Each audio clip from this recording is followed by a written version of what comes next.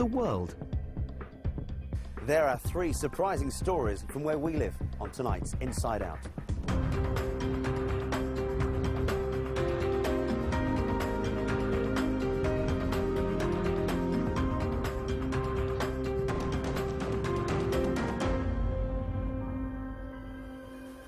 Doesn't that look beautiful? Cold, but beautiful. Now, the Fens in Cambridgeshire are one place where the recent cold weather meant loads of fun, and we'll find out why later in the programme.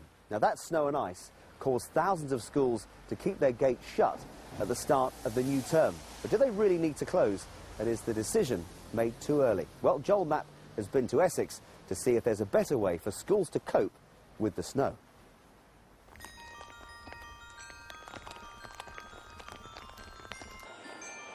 It's early morning in Chelmsford, and the Great Baddow High School is covered in a blanket of snow. It means there's a choice to be made, and fast. Should the school open the doors to more than 1,500 pupils and staff, or should it remain closed? Either way, it's likely to be a controversial decision. Roger Hunton is the school's head teacher. He's been up since the early hours and needs to make a decision as quickly as possible on whether the school should close. So, Roger, how do you decide whether or not to close? Because you're damned if you do and damned if you don't, aren't you? That's absolutely true. It's a big headache. I hate it when we don't open, because I know that students have an entitlement to 190 days education, and I want to try and give them 190 days. I want to prepare them for examinations, because that's what we are paid to do. Having said that, we've still got to take cognizance of health and safety issues, and that's what I try to do. But whatever you do, somebody's not going to like it. That's a dilemma shared by Tom Sherrington, head teacher of another Chelmsford school, the King Edward VI Grammar. He decided to stay closed on one of the days Roger remained open. There were a number of members of staff, parents, who got to make childcare arrangements or cancel childcare arrangements, and all sorts of things like that need to be taken into account. And I thought there was a very strong risk of further snow. The ice situation was bad around the school, and I thought that the most sensible decision was to close the school except for our exam classes who came in for their exams on that day. But you just can't win. On one of the snow days, Roger left it late to make a decision, hoping to keep the school open. But that led to criticism from some parents. I've learnt lessons from this.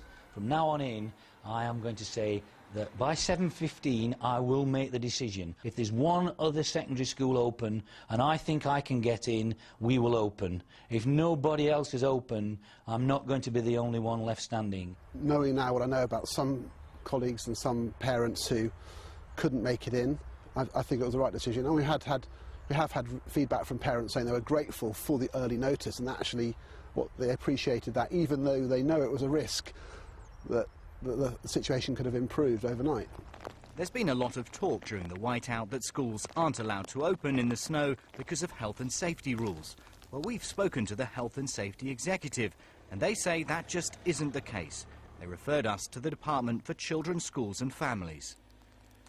And here's its advice, and basically it's up to the head to balance the risks. It tells heads closing your school could be the right decision if it's your judgment that pupils or staff would face significant risks of serious injury in school or travelling to school. But it adds, remember that every lesson counts, and consider whether it would be reasonably practicable to keep your school open. So what if a child is injured in the snow? Could the school be sued? Well, what a parent would have to prove was that there'd been a breach of the duty of care, so either under the Occupiers Liability Act or alternatively a breach of duty of care in negligence. So it would be quite difficult for a parent, I think, providing the school is adopting reasonable precautions to actually succeed with a claim. I've been qualified for 20 years and I haven't actually dealt with a claim involving a parent suing a school for a slip on ice. So it seems unlikely schools will end up in court. But head teachers have other concerns about opening in the snow. Low attendance will affect their all-important Ofsted results. Last year we had an Ofsted inspection. Our school was given good in every category, but on attendance they gave us satisfactory.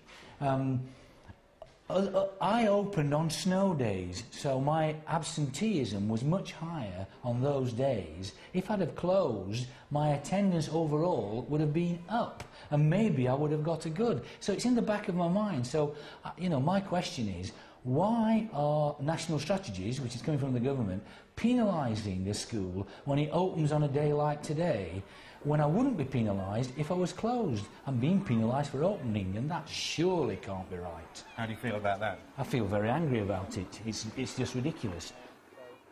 Closing may be good for the Ofsted figures, but it's not great for many parents. Not being able to get into work last week means that I don't get paid, so that will affect me quite a lot at the end of this month. Those, you know, the days that I weren't able to get in last week. And how many days was that? 3 days last week, yeah, so that's quite a lot of money to someone like me, a single parent, and it will affect me quite a lot at the end of the month. Thursday I stayed at home, I didn't go into work. I stayed at home with the children, then Friday I went into work and got a friend to look after the children. So you missed a day's work because Yes, I did. the school was closed? Yes, I did. I wasn't angry as such, but my son went to school on Friday and my daughter didn't, because they're both at two different schools.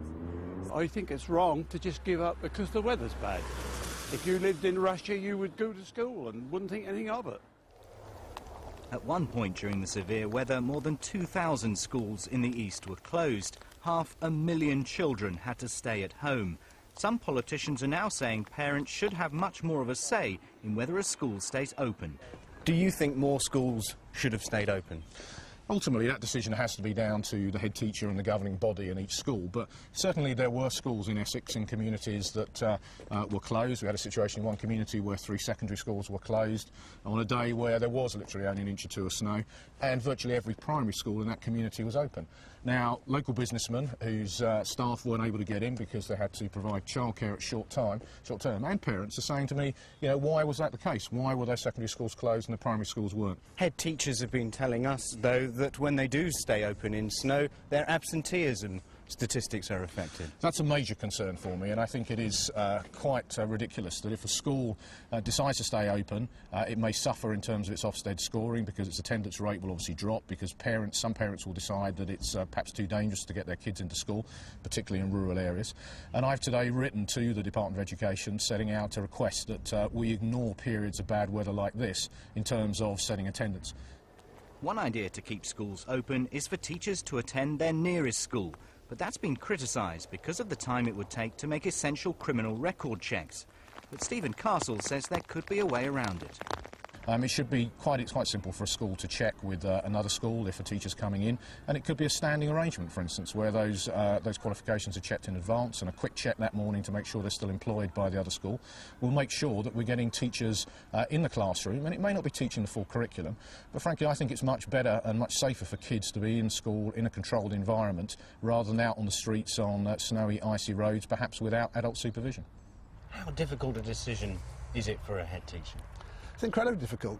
You make a decision which actually impacts on thousands of people and their day and all the knock-on effects for their companies that they work for and so on. You're well aware of that.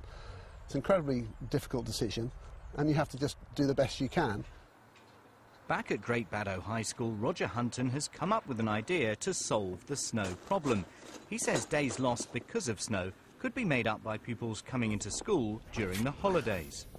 I would suggest that we had designated snow days in the first week of the Easter holidays. Might that be controversial with teachers and parents? If we knew that we were going to have designated snow days the first week of the Easter vacation, parents wouldn't book their holidays and everybody would know that that's what's going to happen. The debate over how many schools have closed this winter will go on long after the snow has melted away. But it does seem as though the days when this kind of weather automatically meant losing a day of lessons may now be coming to an end.